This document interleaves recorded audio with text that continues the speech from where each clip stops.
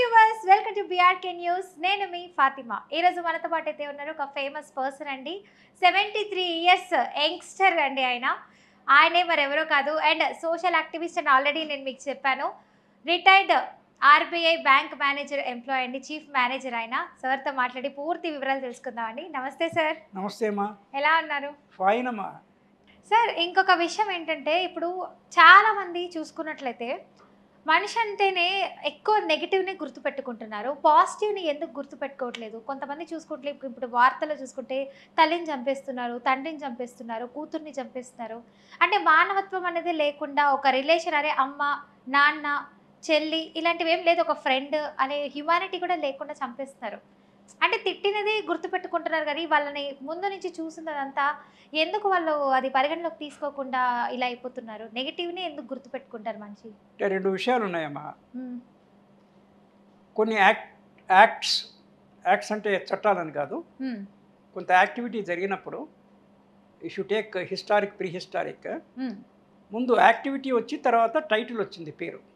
మనం పుట్టిన తర్వాతనే మనకు పేరు పెట్టారు. పుట్టక ముందు కూడా కొంతమంది పేరు రిజిస్టర్ చేస్తున్నారు. That's a different thing. అంటే మనకు పుట్టపోయే స్కాన్ ద్వారా తెలుసుకోకూడదని దెర్ ఇస్ ఏ రూల్. కానీ పుట్టేది ఎవరో, లేకపోతే ఇంకోటి, ఆడపాప అయితే ఈ పేరు, మగ పాప అయితే ముందే లిస్ట్ తయారు చేసి పెట్టుకుంటారు. That's a different question. అలాగే ఒక యాక్టివిటీ సమాజంలోకి వచ్చిన తర్వాత ప్రపంచంలోకి ప్రతిసారి అది డెమాన్స్ట్రేట్ చేసి చూపించడం కష్టం కనుక దానికి ఒక టైటిల్ ఇచ్చారు. కబడ్డీ ఫర్ ఎగ్జాంపుల్, ఇట్లా ఆడితే కబడ్డీ. ఆ రకమైన activity and the title to it అనే కాన్సెప్ట్ ఇది వస్తూ ఉంటుంది. Now positive, negative and neutral, ఈ మూడు, even these are all certain universal things. Positive, negative and neutral. న్యూట్రల్లో చాలాసేపు ఉండలేం మనం. సమస్థితిలో ఉండడం అనేది చాలా సాధనతో కూడిన పని. Either we are positive or negative. Some people are more positive, some people are more negative. This is another thing. మీరు అడుగుతున్న ప్రశ్న, నెగిటివ్కి ఎందుకు గుర్తుకుంటాయంటే, చెడ్డవి నెగిటివ్వి ఆకర్షించినంత పాజిటివ్వి మంచివి ఆకర్షించవు. This is one thing. ఆ తర్వాత మంచి ఎప్పుడు కఠినతరంగా ఉంటుంది. కఠినమైనవి అబ్జర్వ్ చేసుకోవడము కష్టము. Negative is easy, wrong things are easy, అందుకని they get attracted very this one. ఇంకోటి, positive is taken for granted. అవును, మా అమ్మ మీ అమ్మ ఈ రోజు నువ్వు భోజనం పెట్టింది, ఇది ఇచ్చింది కదా అంటే మరి ఏం చేస్తుంది? కన్నందుకు పెట్టాలి కదా. This is the type of response that we get. నేను కనమన్నానా? సో ఇంత ఎక్స్ట్రీమ్ దీనికి వెళ్తుంటారు. అంటే కొన్ని సిచ్యువేషన్ వల్ల మైండ్ అలా మారిపోతుంది, దానివల్ల నెగిటివ్ థాట్స్ అనేది నెగిటివ్ గుర్తుపెట్టుకుంటారంటారా? అంటే ఒకటమ్మా, కామన్గా అందరి మైండ్లో ఒక 60, 70, 80% ఒకే మాదిరిగా ఉంటాయి. అందుకే ప్రపంచం ఈ మాత్రమైనా నడుస్తుంది. కానీ ఒక 10%, 5% ఆర్ 1%, 0.001% యూనిక్గా ఉంటుంది ప్రతి మనిషికి. అది ఎలా అనేది కొంత సైంటిస్టులు కొంతవరకు బ్రాడ్ ఎక్స్ప్లెనేషన్ ఇవ్వగలిగినా కూడా ఇండివిజువల్ పర్సన్లు అనలైజ్ చేయడం కష్టము. జీన్స్ జంప్ అంటే వీళ్ళ జెనెటికల్ మీద కొంత ఆధారపడి ఉంటుంది మేజర్గా. దానికి తోడైనటువంటి వాతావరణము బయట నుంచి కుదిరినప్పుడు ఇట్ గెట్స్ అగ్రివేటెడ్. వీడు ముందే దుర్మార్గం ఆలోచనల, వీడిని జెనెటికల్గా బయట దుర్మార్గం చేయడానికి అవకాశం దొరికింది. అటువంటిప్పుడు దే జాయిన్ హ్యాండ్స్. అందుకనేసి స్వాట్ అనాలిసిస్లో స్ట్రెంగ్త్, వీక్నెస్, ఆపర్చునిటీ, థ్రెట్ అనేసి నేను తెలుగులో ఆ బబ్బా అంట. బలము, బలహీనత, అవకాశము, అవరోధము. మనం ఎక్కడైతే వీక్ ఉంటామో ఎక్స్టర్నల్ ఎన్విరాన్మెంట్కు వాటికి జోడించేదానికి వెళ్ళకూడదు. అప్పుడు ఏమవుతుంది? అగ్నికి ఆజ్యం పోసినట్టు అవుతుంది.